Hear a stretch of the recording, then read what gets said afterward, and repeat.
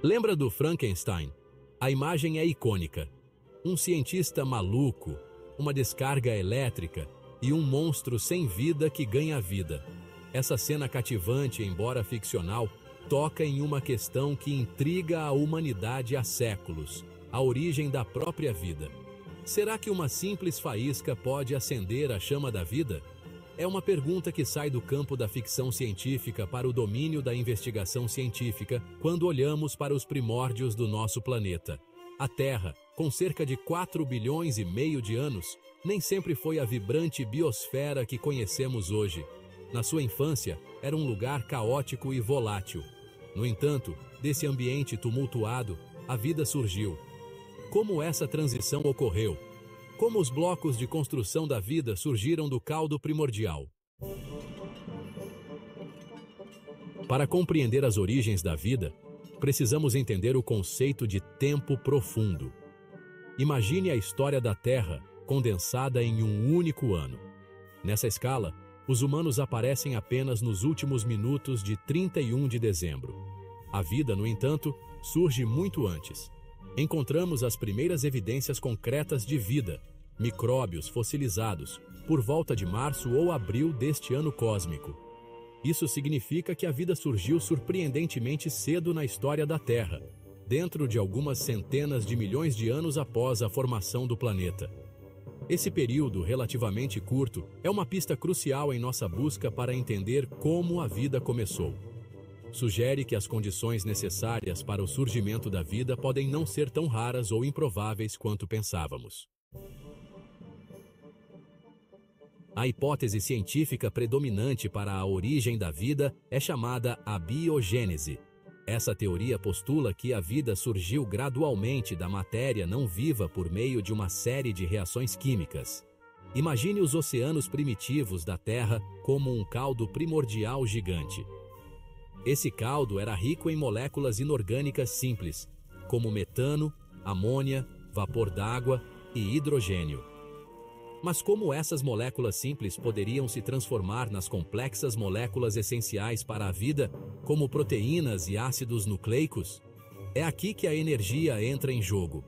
Os cientistas acreditam que várias fontes de energia, como a radiação ultravioleta do Sol e a atividade vulcânica, poderiam ter fornecido a faísca necessária para impulsionar essas reações. Por décadas, os raios têm sido os principais suspeitos no mistério da abiogênese. A imensa energia de um raio, pensava-se, poderia ter dividido as moléculas atmosféricas, criando uma cascata de reações químicas que produziram os blocos de construção da vida.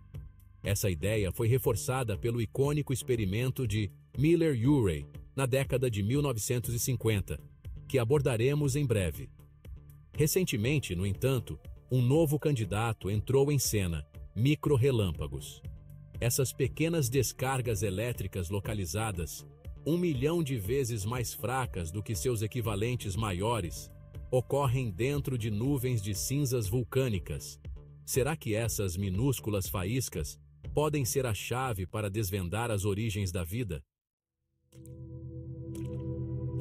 Seção 5. Recriando o berço da Terra. O experimento de Miller-Urey e além. Em 1952, Stanley Miller e Harold Urey realizaram um experimento inovador. Eles simularam as condições da atmosfera primitiva da Terra em um sistema fechado. Metano, amônia, vapor d'água e hidrogênio foram submetidos a faíscas elétricas para simular raios. Os resultados foram surpreendentes. O experimento produziu aminoácidos, os blocos de construção das proteínas.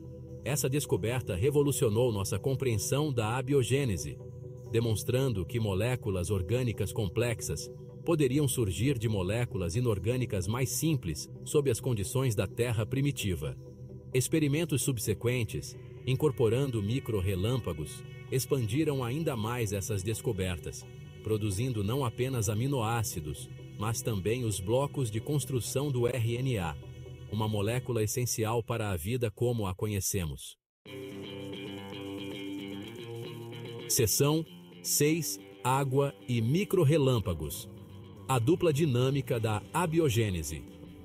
A água, o solvente universal, desempenha um papel fundamental na vida como a conhecemos. Não é surpresa, então, que a água tenha sido igualmente crucial no surgimento da própria vida. No contexto dos microrrelâmpagos, a água atua como um condutor, facilitando o fluxo de cargas elétricas através das nuvens de cinzas vulcânicas.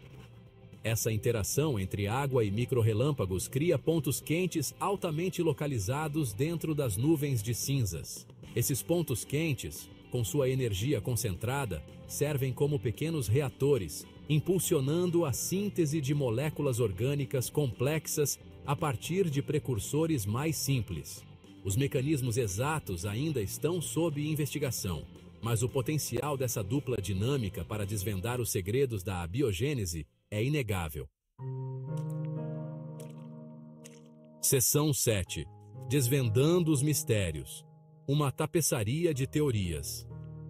Embora a hipótese do caldo primordial, reforçada por experimentos como o de Miller-Urey, forneça uma estrutura convincente, a origem da vida permanece uma questão em aberto. Outras teorias abundam, cada uma oferecendo uma perspectiva diferente de como a vida pode ter surgido. Uma possibilidade intrigante é a hipótese do mundo do RNA, que sugere que o RNA, e não o DNA, foi o principal portador de informações genéticas no início da vida. Outra teoria propõe que a vida se originou em fontes hidrotermais, fissuras na crosta terrestre que expelem água quente e rica em minerais. Essas fontes, repletas de energia química, poderiam ter fornecido o ambiente ideal para o surgimento da vida. A exploração dessas hipóteses alternativas enriquece nossa compreensão e destaca a complexidade dessa questão fundamental.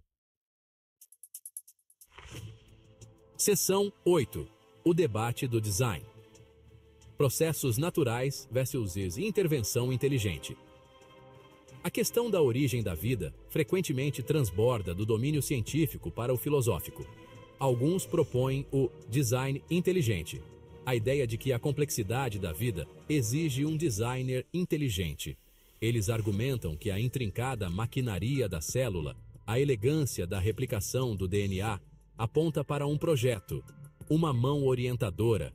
Embora o design inteligente não seja uma teoria científica no sentido estrito, pois está fora da estrutura testável da ciência, ele destaca as profundas questões filosóficas levantadas pela origem da vida. O surgimento da vida foi um evento aleatório em um universo governado por leis naturais, ou existe uma explicação mais profunda, talvez até proposital? O criacionismo, por outro lado, sugere que a vida foi criada por uma entidade divina. No entanto, a ciência moderna não reconhece o criacionismo como uma teoria válida e não faz esforços para estudá-lo em profundidade, pois ele não se enquadra no método científico de investigação e teste. E você? Por qual motivo acredita que a ciência não estuda o criacionismo mais a fundo? Comente que iremos ler e responder todos os comentários. Seção 9. Uma mente aberta. A pedra angular da descoberta científica.